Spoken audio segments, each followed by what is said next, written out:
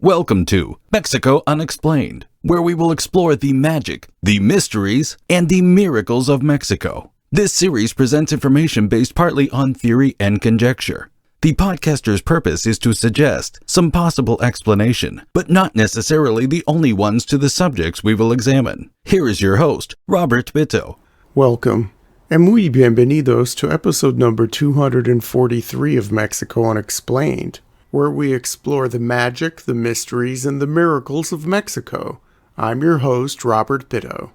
Beyond the hustle and bustle of the gigantic magnet and monster called Mexico City, but still within the capital's federal district, an eerie and otherworldly place exists in the canals built by the ancient Mexicans over a millennium ago. In the municipality of Xochimilco, in the southern part of the Distrito Federal, fragments of the ancient lake system of the Basin of Mexico still survive, along with the unique style of farming on artificial islands called chinampas. For years, chinampas were referred to as floating gardens, and the floating gardens of Xochimilco were known the world over. The term floating garden is somewhat fanciful and romantic, and doesn't really describe what a chinampa actually is. Chinampas don't float.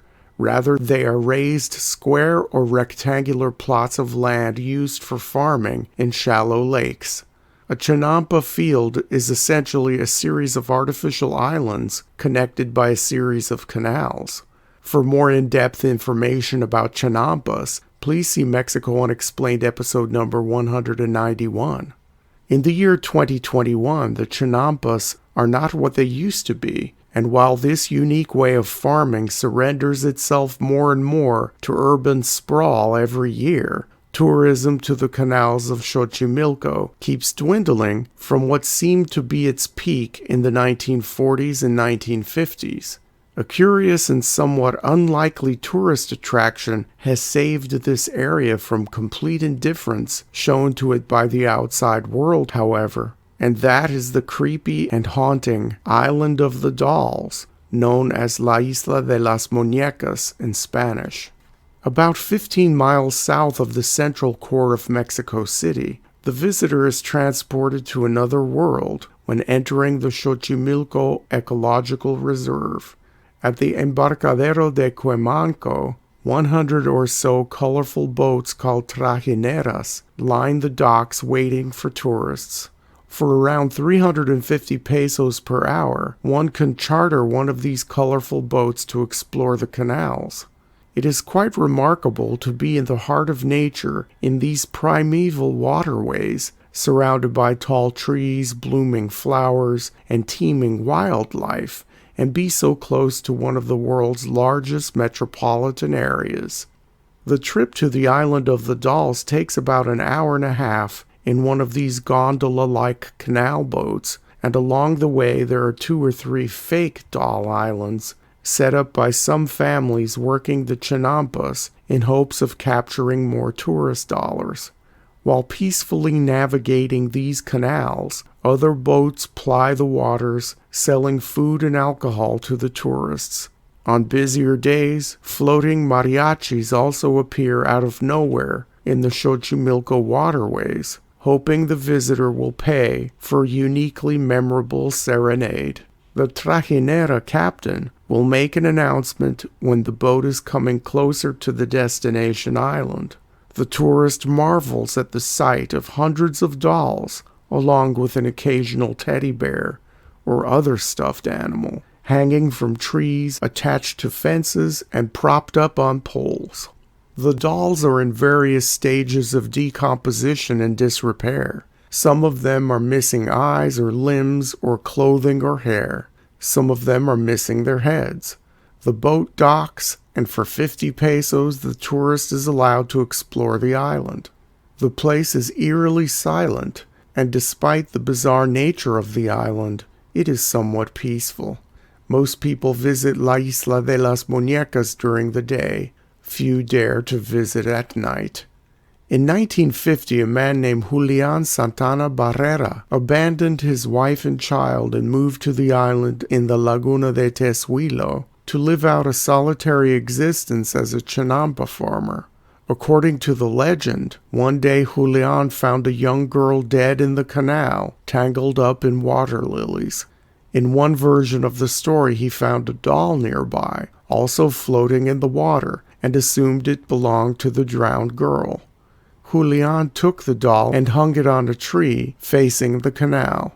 Some say he did this to honor the girl. Other versions of the story claim that Julian hung the doll because the spirit of the young girl was tormenting him, and this was what he needed to do to stop himself from being haunted. Some people also say that the poor chinampa farmer displayed the doll to help the little girl fight off evil spirits in the afterlife. One doll became 2, and 2 became 6, and the collection multiplied as Julian kept adding dolls to his hoard that he would find in the canal or in trash heaps nearby. Some dolls were given to him in exchange for fresh produce. Over a 50-year period, the doll population of the island increased to a few hundred, with an incredible variety represented across the Chinampa. Canal neighbors thought Don Julian to be an eccentric recluse, and for many years, investigators and the curious have tried to figure out why this solitary farmer had such an obsession for collecting dolls. Explanations range from the psychological to the paranormal. Some say that Julian was suffering from the same mental affliction that hoarders and shut-ins suffer from today. An obsession to collect takes over to fill the voids left in other areas of life. Perhaps Julian felt some degree of guilt for abandoning his family and would not psychologically abandon the drowned little girl, who was a mental stand-in for his own daughter. Perhaps being alone, he needed to see faces and representations of human beings around him to feel whole. Local legend also claims that Julian could have been possessed by some sort of spirit that compelled him to collect hundreds of dolls.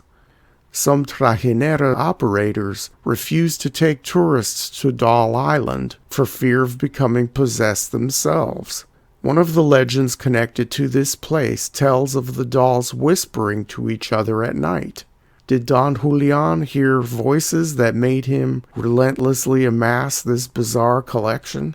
To add to the religious undertones of La Isla de las Muñecas, eventually Julian Santana built a shrine to the first doll in the form of a shack in the center of the island. The ramshackle sanctuary is reminiscent of many small Catholic pilgrimage destinations found throughout Mexico.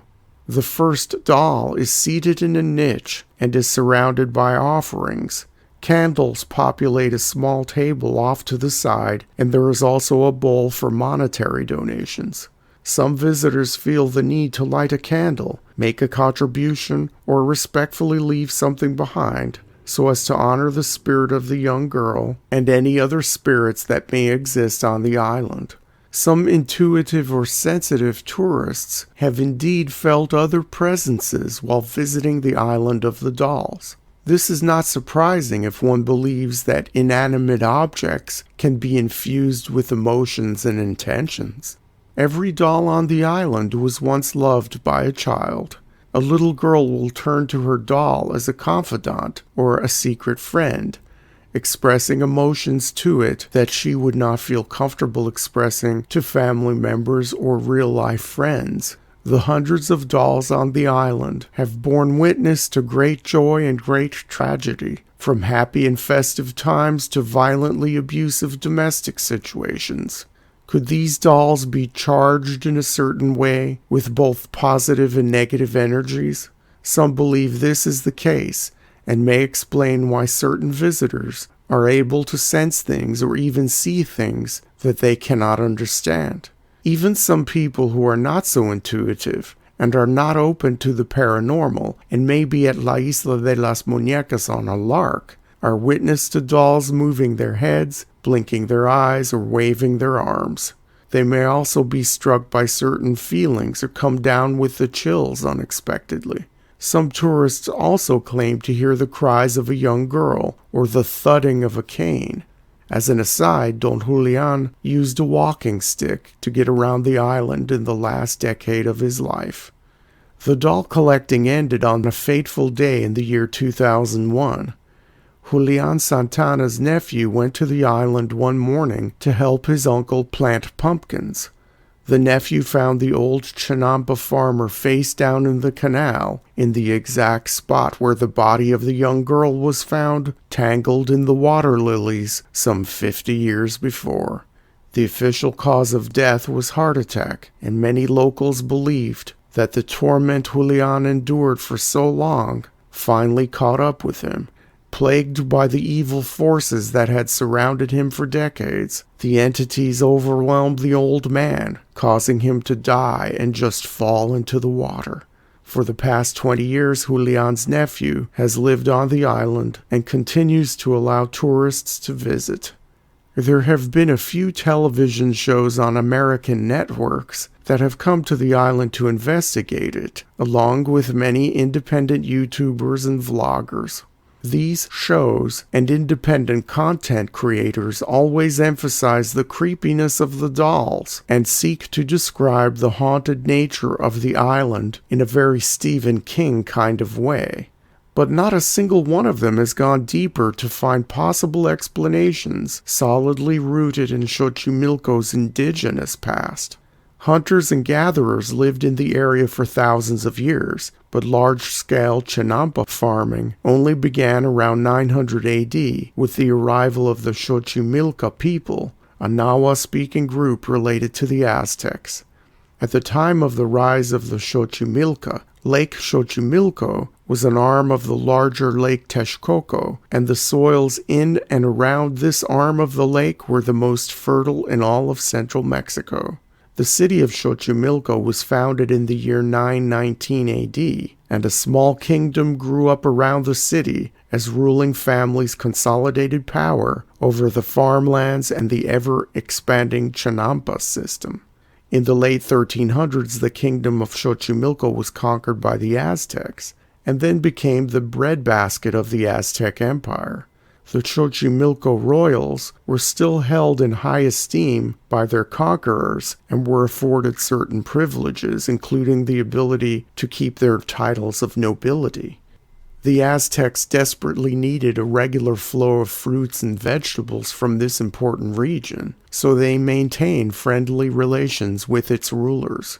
In the 1200s, a century before the Aztec conquest, Xochimilco was ruled by a queen for over 2 decades, whose name has been lost to history. Female rulers were extremely rare in ancient Mexico, and in addition to being credited with encouraging local cuisine and promoting crop diversification, she also inspired the worship of the goddess Xochimilco, who was for a time the prime deity revered at Xochimilco. Some artifacts resembling this goddess have been found underneath the Pyramid of the Moon at Teotihuacan, some 25 miles to the northeast of Xochimilco. Although these Teotihuacan artifacts date back a few hundred years before her rise to prominence at Xochimilco, the goddess Xochimilco's popularity throughout central Mexico seemed to explode out of the kingdom of Xochimilco.